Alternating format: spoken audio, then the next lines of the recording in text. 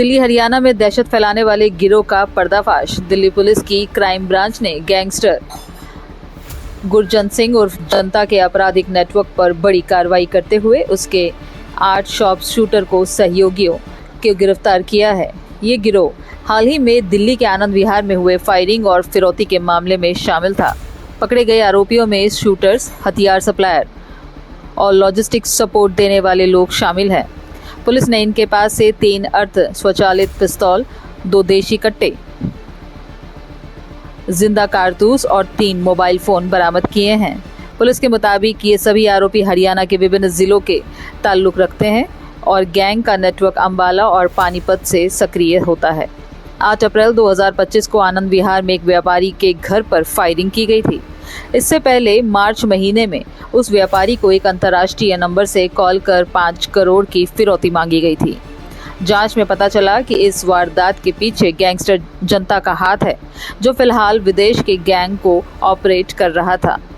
मुख्य आरोपी सुमित घागंस की गिरफ्तारी के बाद मिले सुरागों के आधार पर पुलिस ने उसके भाई राहुल घागंस और अन्य साथियों को करनाल, पानीपत और अंबाला से गिरफ्तार किया। पूछताछ में पता चला कि जेल में रहते हुए राहुल ने गैंगस्टर जनता के संपर्क में आकर इस नेटवर्क का हिस्सा बना था।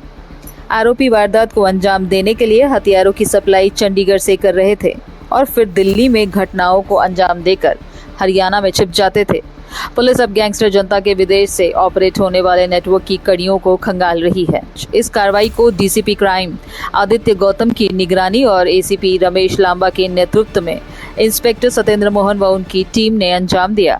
पुलिस की इस बड़ी कामयाबी से दिल्ली हरियाणा में सक्रिय जनता गैंग के नेटवर्क को बड़ा झटका लगा है। आइए देखते हैं पूरी रिपोर्ट। आपको पता है कि 8 अप्रैल की आनंद विहार की घटना है, जहां एक्सटॉर्शन फॉलोड बाय फायरिंग की घटना होती है और एफआईआर दर्ज होती है पहले एक्सटॉर्शन केस के मामले में, जहां मार्च में ही एक्सटॉर्शन कॉल आई थी आनंद विहार बेस्ड बिजनेसमैन को।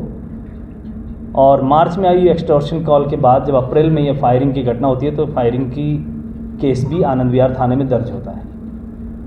हालांकि एक्सटॉर्शन केस जैसे ही आईएससी को ट्रांसफ़र हुआ था, तभी से आईएससी की टीम ने इस पे काम करना शुरू कर दिया था और इस इंटरस्टेट क्रिमिनल सेल जो हमारी क्राइम ब्रांच की टीम है, इसमें एसीपी रमेश लांबा के नेतृत्व में इंस्पेक्टर सत्येंद्र मोहन, इंस्पेक्टर कमल, एएसआई राकेश और हेड कांस्टेबल सुरेंद्र के साथ साथ जो हमारे अन्य साथी इस टीम से जुड़े हुए हैं, इनका बेहतरीन कार्य रहा।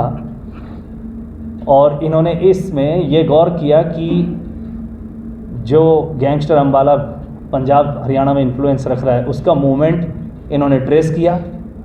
1 मई की स्पेसिफिक इनपुट इन्हें मिली कि चंडीगढ़ से ये एम्यूनिशंस के साथ इधर आ रहे हैं। तब इन्होंने 2 मई को आईएससी की टीम ने जीटी रोड अलीपुर साइड में इन्हें दबोचा।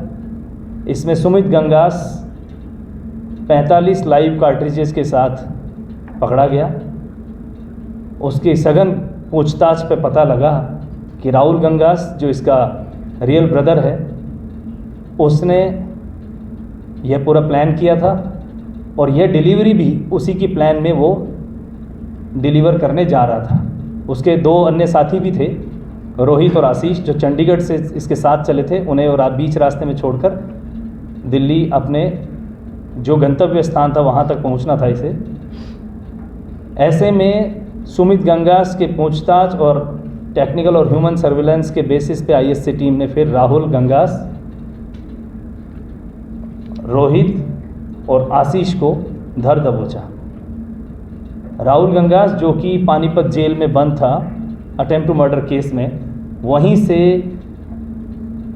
जनता के एसोसिएट के थ्रू सोशल मीडिया के माध्यम से इसके क्लोज संपर्क में आया और उसके बताए हुए काम को एग्जीक्यूट करने लगा। उसी बताए हुए काम में आनंद विहार बेस्ड बिजनेसमैन की इंफॉर्मेशन लेकर उस पर फायरिंग की घटना को अंजाम दिया। सुमित के बाद इन तीनों की गिरफ्तारी, जो करनाल के ही होटल में इन तीनों को जब दबोचा था आईएससी टीम ने, उसके बाद इसमें 2 राहुल कश्यप और सौरभ को फॉलोअप में पकड़ा गया और उसके बाद प्रीतपाल और दीपक को भी लिया गया। इस तरह से 8 जनता के जो गैंग मेंबर्स हैं उनकी धरपकड़ बड़े शानदार तरीके से आईएससी टीम ने अंजाम दिया। इसमें बात निकल कर आई कि उधर जो अपना इन्फ्लुएंस रख रहा था ये, और दिल्ली में जो इसने अपने नेटवर्क को फैलाने की या काम करने की जो कोशिश थी, उसे समय पर ही आईएससी टीम ने किल कर दिया उनके मंसूबों को। और राहुल गंगास जो जुंटा के संपर्क में, और जुंटा का जो बैकग्राउंड आपको मालूम होगा कि वो खालिस्तानी नेटवर्क जो चलाने वाले लोग हैं उनके भी संपर्क में वो रहा। ऐसे में इन 8 व्यक्तियों की गिरफ्तारी और इनसे हुई रिकवरी, जिसमें 3 sophisticated pistol, 2 country made pistol, 69 live cartridges और 3 मोबाइल के रिकवरी के साथ आईएससी की इस टीम ने inspector Satyendra Mohan, ACP Ramesh Lamba, DCP Aditya के नेतृत्व में इन्होंने इस काम को बखूबी अंजाम दिया।